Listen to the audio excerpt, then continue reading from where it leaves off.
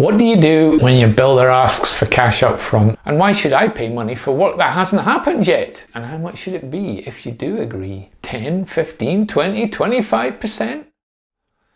Now, on the forums and Facebook posts, I see homeowners complaining about being asked for money upfront by their builder for their house extension project. Now, what do I think about this practice? How I deal with my customers, and what I think you as the paying customer should do, and how to protect yourself in these situations.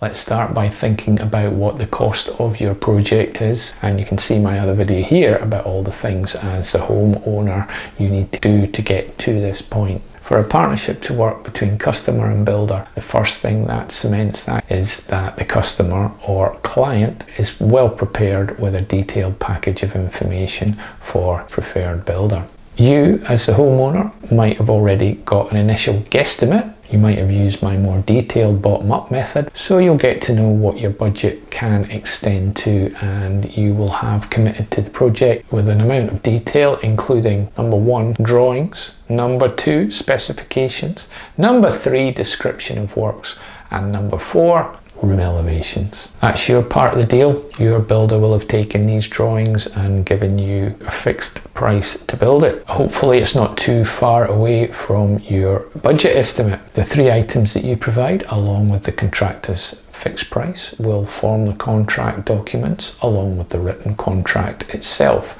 Another item you might want to include in there is a program, although many builders will be reluctant to sign up to a contract. Now back to the upfront deposit, and let's think about my costs as your builder, that first phase. And side note, if you want to see a real world example of a costed project, see my other video here. A builder, and the posh word we use for a builder is the contractor.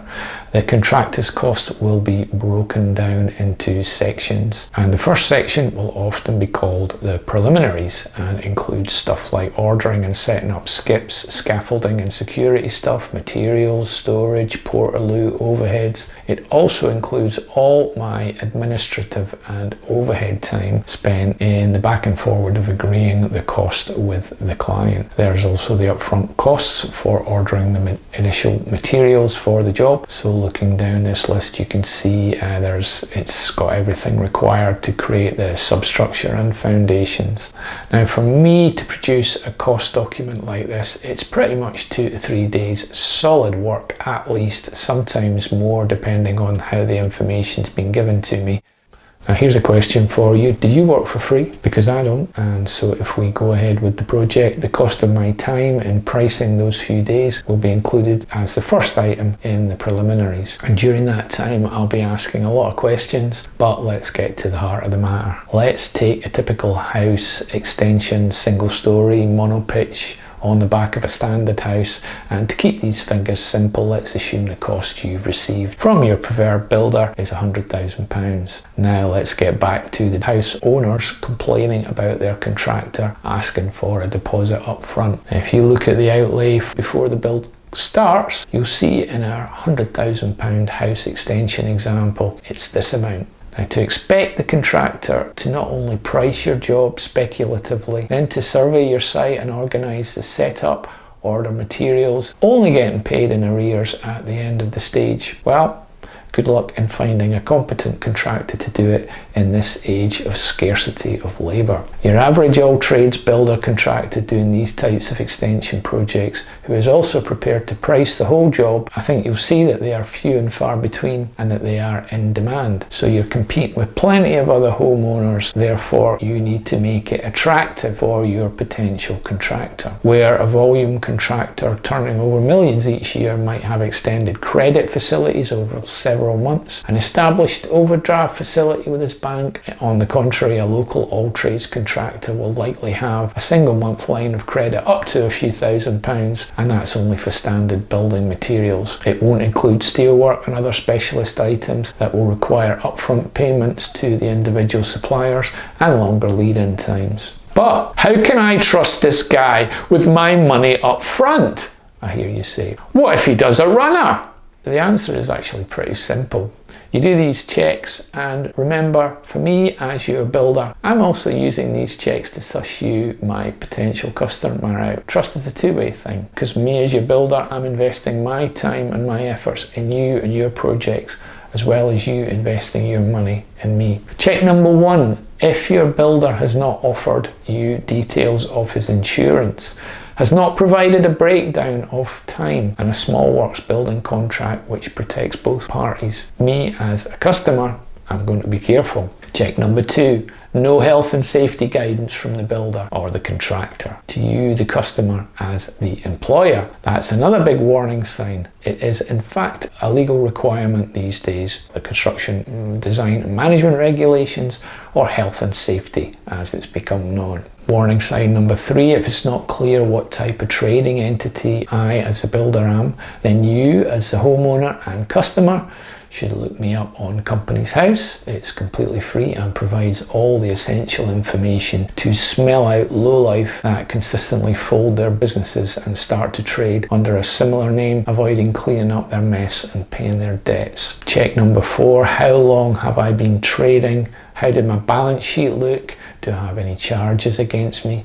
You don't need to be an expert to realise that if I've got several years of accounts, I'm not going anywhere with your hard-earned cash. Check number 5, if I'm a sole trader and not a limited company, it's a little bit harder, but whilst I'm less inclined to give you my tax returns, I'd be happy to give you testimonials and former clients. And the key question to ask these former clients would be, are payments made by them to me still going into the same bank account then as now? And being transparent about that, I have no problem with, and neither should any other builder. Check number 6, if as your builder I'm under the VAT threshold, the first question would be how?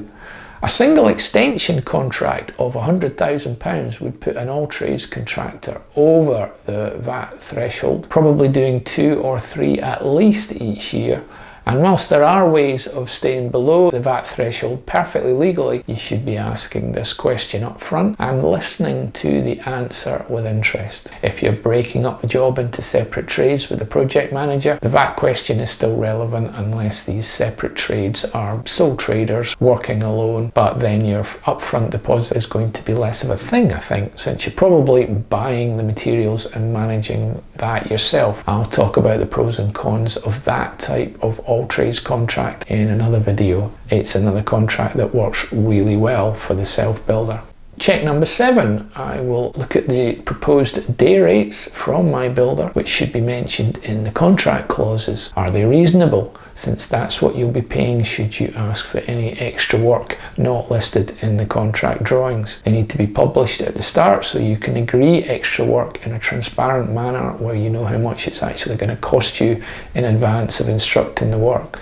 Check number 8, you both agree that there's clauses in the contract for arbitration, and that's just a fancy way of saying setting disputes without going to court. You both sign up to the same, where you've got an agreed person who acts as arbiter, usually a surveyor. Sometimes it's also a lawyer, although they tend to be more expensive, and a set fee is agreed with the arbiter. And if a builder doesn't want this arbitration clause, forget about the upfront deposit. It's a cowboy alert. Just run a mile from them. Check number 9, and more cowboy alerts. If your builder moans and groans about providing any contract information, run, because it's a warning sign. Because everything I've mentioned your builder should be doing as a matter of course, regardless of your own personal needs as a homeowner. And more cowboy warning signs are asking for cash rather than bank transfers. Builder looks at your drawings and says to you, this is over-engineered. We should just do it this way instead. I've been doing this for years. It's an often unnoticed cowboy alert when I hear that on a job. Think of these steps as doing your site due diligence, and then let's get back to the deposit. If the contractor has justified the amount of deposit with his breakdowns, then I think it's entirely reasonable for you to pay up front for this first stage. If there's sticking points that you can't agree, it's not the end of the world, and instead you should be less likely to offer a large sum of money up front and instead insist on keeping to just payments in arrears at most of the project. So back to me, what do I do? Well, I ask for payment for the things I've paid out for so far, and along with the materials I'm going to have to order in advance to start the job. 1 month's labour in advance for the team. I'll offer a standard form of contract in plain English, taken with guidance from what we call the Joint Trades Council, with arbitration clauses and procedures for how changes are dealt with and which protect both the paying customer and the builder. And I'll offer a timeline related to the cost plan. I'll give my customer time to read the contract and let them get their head around it. We may add some additional clauses, we may take some out depending on the individual customer and their own individual needs. Every project is different, of course. If you're deciding to do your house extension project, you need to make your project as enticing as possible for your builder. Loads of detailed info, and in this day and age where there are more customers than there are all trades builders to do the work, it also involves paying a deposit. Please hit me a thumbs up if this was helpful, and let me know whether you think a deposit is fair in the comments below.